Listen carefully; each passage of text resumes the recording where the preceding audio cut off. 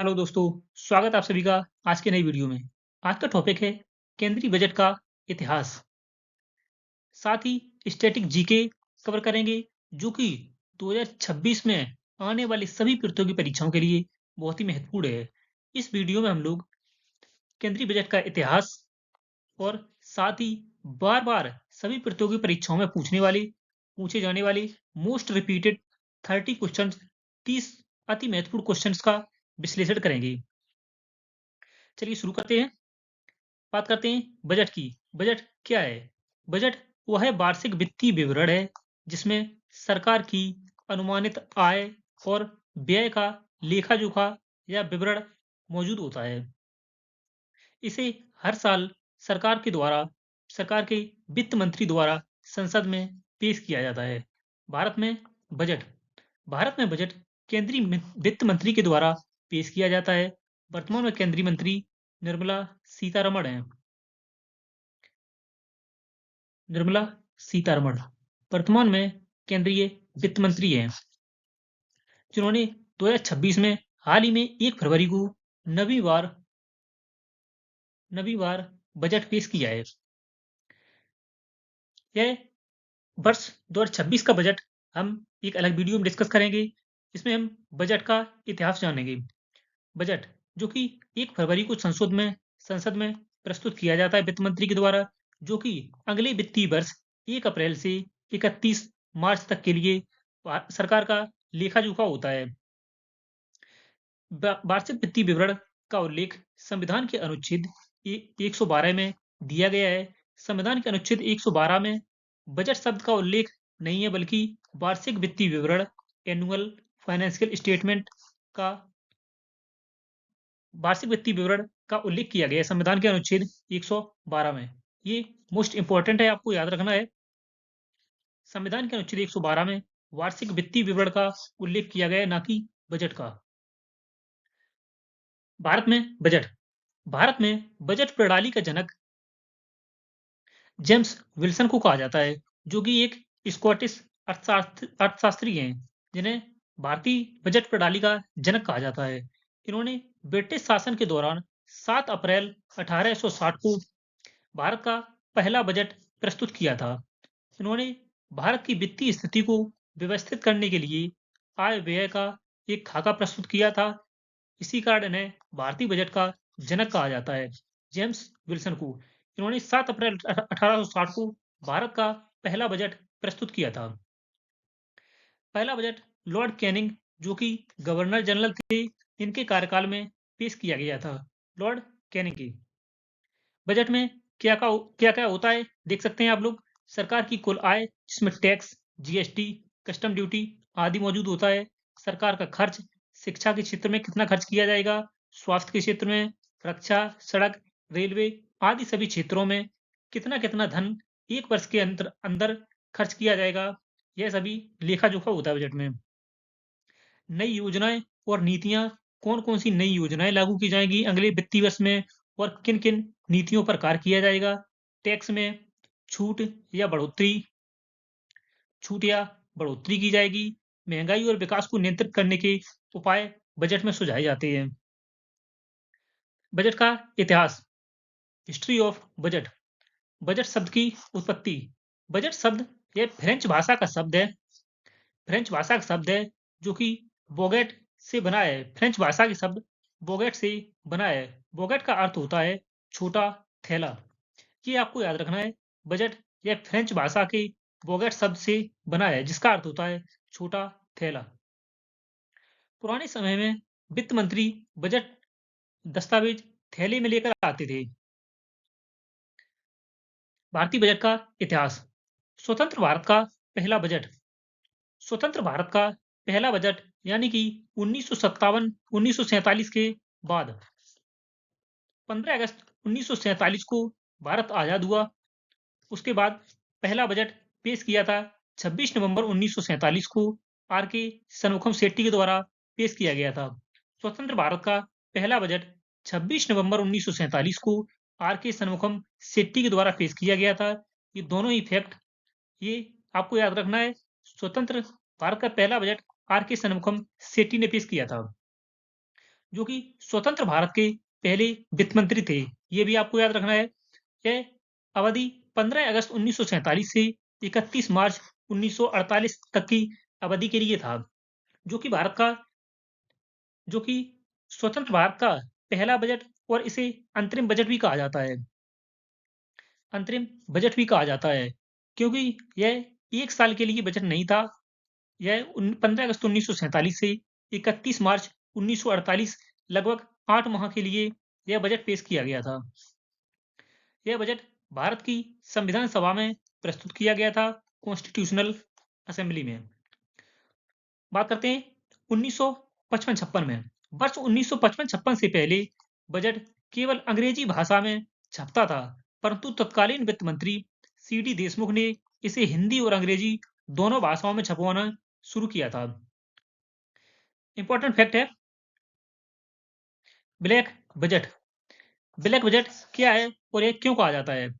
Black budget 1973 और 1974 के budget को ब्लैक बजट कहा जाता है, क्योंकि इस बजट में 550 करोड़ रुपए का भारी घाटा दर्शाया गया था। इसीलिए इसे ब्लैक बजट के नाम से जाना जाता है। नेक्स्ट है स्वतंत्र भारत का पहला पूर्ण बजट।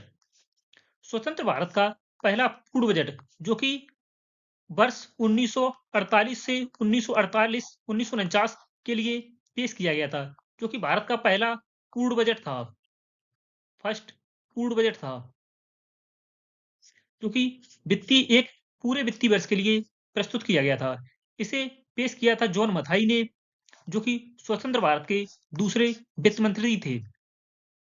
जॉन मथाई। यह भारत की संसद या संविधान सभा में प्रस्तुत किया गया था। ये फैक्ट आपको याद रखना है। स्वतंत्र भारत का पहला पूर्ण बजट वर्ष 1948-1949 के लिए पेश किया गया था और इसे पेश किया था जॉन मथाई ने। क्यों पूर्ण बजट कहा जाता है? क्योंकि यह पूरे वित्तीय वर्ष के लिए था, 1 अप्रैल 1948 से 31 मार्च 1949 के लिए। इसीलिए इसे पूर्ण बजट कहा जाता है। इससे पहले 1947 का बजट अंतरिम बजट था। प्रमुख विशेषताएं। यह बजट योजना पूर्व काल प्री प्लानिंग इरा का था। विकास, उद्योग और पुनर्निर्माण पर जोर दिया गया था। इसमें कर व्यवस्था को व्यवस्थित करने का प्रयास किया गया था। आजादी के बाद स्थायी आर्थिक ढांचे की शुरुआत की गई थी। बजट तिथि में परिवर्तन। पहले बजट फरवरी के अंतिम दिन शाम 5 बजे प्रस्तुत किया जाता था, परंतु यह परंपरा ब्रिटेन से ली गई है। फरवरी के अंतिम दिन और शाम 5 बजे बजट प्रस्तुत किया जाता था, परंतु वर्ष 2017 से 1 फरवरी सुबह 11 बजे बजट पेश किया जाने लगा। कारण योजनाओं को समय पर लागू करना, क्योंकि वित्तीय वर्ष 1 अप्रैल से 31 मार्च के लिए होता है। इसीलिए इसे 1 फरवरी को 11 बजे पेश किया जाता है। Rail budget. बात करते हैं रेल बजट की। रेलवे की आय व्यय और योजनाओं का अलग बजट प्रस्तुत किया जाता था पहले, जो कि केंद्रीय बजट से अलग पेश किया जाता था। भारत का पहला रेल बजट वर्ष 1924 में पेश किया गया था, जो कि ब्रिटिश सरकार के द्वारा पेश किया गया था।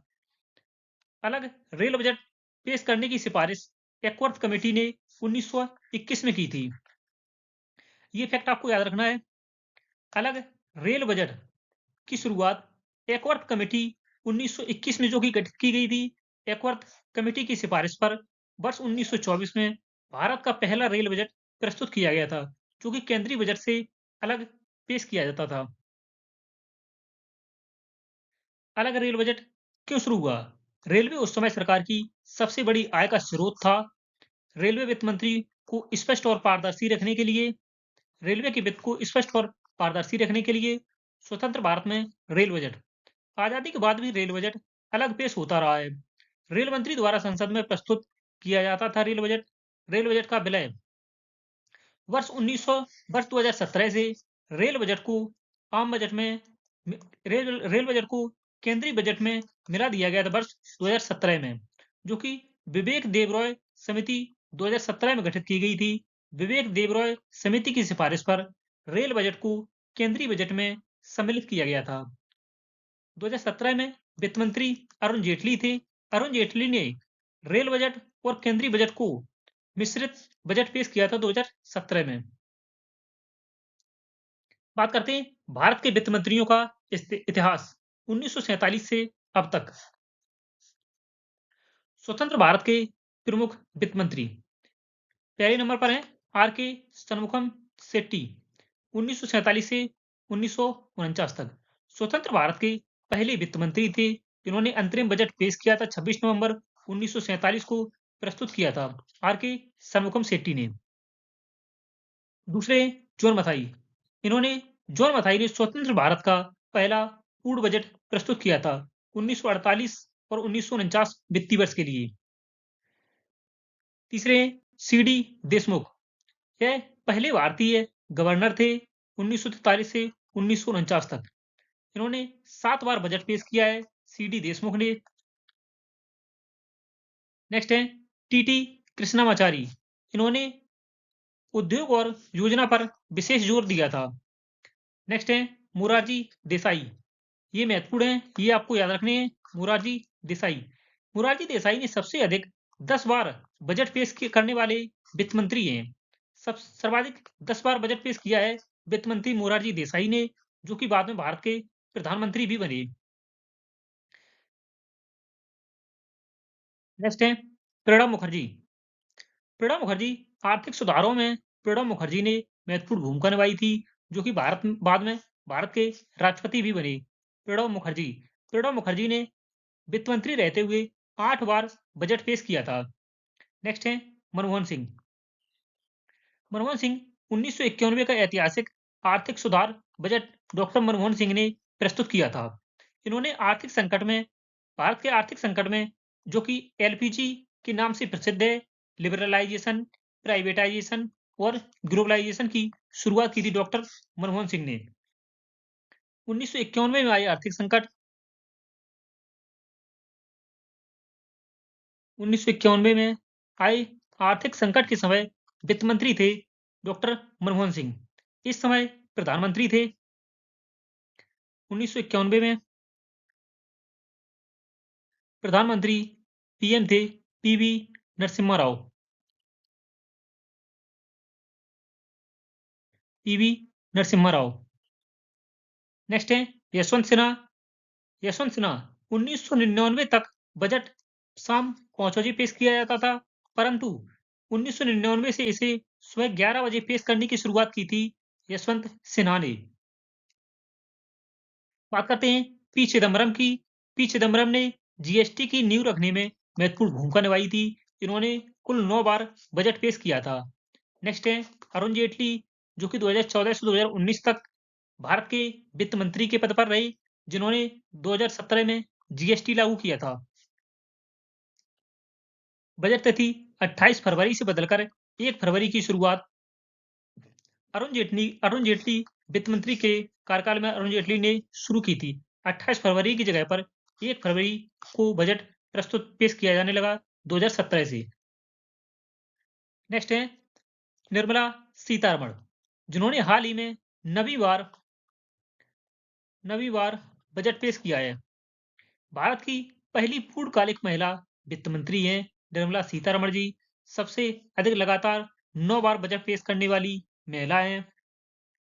पहली बार इन्होंने 2021-22 में निर्मला सीतारमण के द्वारा पारंपरिक बही खाता की जगह टैबलेट से पेपरलेस डिजिटल बजट पेश किया गया था। ये आपसे क्वेश्चन पूछा जा सकता है कि पहला पेपरलेस बजट किसने प्रस्तुत किया है? निर्मला सीतारमण ने 2021-22 में। कुल 2026 में हाल ही में इन्होंने नवीं बार बजट प्रस्तुत किया है। 2026 में नवीं बार बजट प्रस्तुत किया है। बात करते हैं बजट की श्रेणी। बजट की श्रेणी मुख्यतः 3 है। पहली श्रेणी है घाटे का बजट, डेफिसिट बजट। जब सरकार का कुल खर्च अर्थात उसका व्यय उसकी कुल आय से अधिक हो तो इसे घाटे का बजट कहा जाता है। दूसरा है संतुलित बजट, बैलेंस्ड बजट। जब सरकार की कुल आय और उसका व्यय बराबर हो तो उसे संतुलित बजट कहा जाता है। तीसरा है अधिशेष बजट, सरप्लस बजट। जब सरकार की कुल आय इनकम उसकी कुल व्यय एक्सपेंडिचर से अधिक हो तो उसे अधिशेष बजट कहा जाता है। बात करते हैं बजट से के इतिहास से संबंधित महत्वपूर्ण क्वेश्चंस, जिसमें पहला क्वेश्चन है बजट शब्द की उत्पत्ति किस भाषा से हुई है? ये हम पहले ही डिस्कस कर चुके हैं। सही आंसर है ऑप्शन सी। बजट शब्द की उत्पत्ति फ्रेंच भाषा से हुई है। फ्रेंच भाषा के बोगट फ्रेंच भाषा के बोगट शब्द से उत्पत्ति हुई है बजट शब्द की। बजट शब्द का मूल अर्थ क्या है? सही आंसर है ऑप्शन सी, छोटा थैला। नेक्स्ट है भारत का पहला पूर्ण बजट कब प्रस्तुत किया गया था? भारत का पहला बजट कब प्रस्तुत किया गया था? सही आंसर है ऑप्शन सी, 1947। 1947 में, जो कि आर के आर के सन्मुखम आर के सन्मुखम शेट्टी के द्वारा पेश किया गया था। नेक्स्ट है भारत का पहला बजट किसने प्रस्तुत किया था? सही आंसर है ऑप्शन बी, भारत का पहला बजट जेम्स विल्सन के द्वारा प्रस्तुत किया गया था। इन्हें भारतीय बजट का जेम्स विल्सन को भारतीय बजट का जनक कहा जाता है, जिन्होंने 7 अप्रैल 7 अप्रैल 1860 को भारत का पहला बजट प्रस्तुत किया था। नेक्स्ट है स्वतंत्र भारत का पहला बजट किस वर्ष पेश किया गया था? सही आंसर है ऑप्शन सी, 1947 में स्वतंत्र भारत का पहला बजट आर के शनमुखम शेट्टी के द्वारा पेश किया गया था। नेक्स्ट है 1947 का बजट किस प्रकार का था? सही आंसर है ऑप्शन सी, 1947 के बजट को अंतरिम बजट कहा जाता है। नेक्स्ट है स्वतंत्र भारत का पहला पूर्ण बजट किसने प्रस्तुत किया था? सही आंसर है ऑप्शन बी, स्वतंत्र भारत का पहला पूर्ण बजट जॉन मथाई के द्वारा 1948 में पेश किया गया था। यह वित्तीय वर्ष 1948 1949 वित्तीय वर्ष के लिए था। नेक्स्ट है पहला पूर्ण बजट किस वित्तीय वर्ष के लिए था? सही आंसर है ऑप्शन बी, हाल ही में बताया है। नेक्स्ट है भारत में बजट सामान्यतः कब प्रस्तुत किया जाता है? सही आंसर है 1 फरवरी को। इससे पहले है फरवरी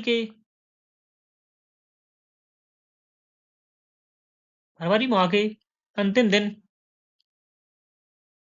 प्रस्तुत किया जाता था। फरवरी माह के अंतिम दिन प्रस्तुत किया जाता था, और वो भी 2017 से पहले। 2017 के बाद अरुण जेटली वित्त मंत्री ने इसे 1 फरवरी से इसकी शुरुआत की थी। नेक्स्ट है बजट को 1 फरवरी को पेश करने की शुरुआत कब हुई? सही आंसर है ऑप्शन सी, 2017 से। नेक्स्ट है भारत का पहला रेल बजट कब पेश किया गया था?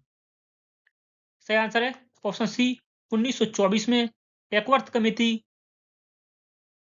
एकवर्थ समिति की सिफारिश पर एकवर्थ समिति की सिफारिश पर एकवर्थ समिति यह 1921 में बनी थी, और 1924 में पहला रेल बजट प्रस्तुत किया गया था।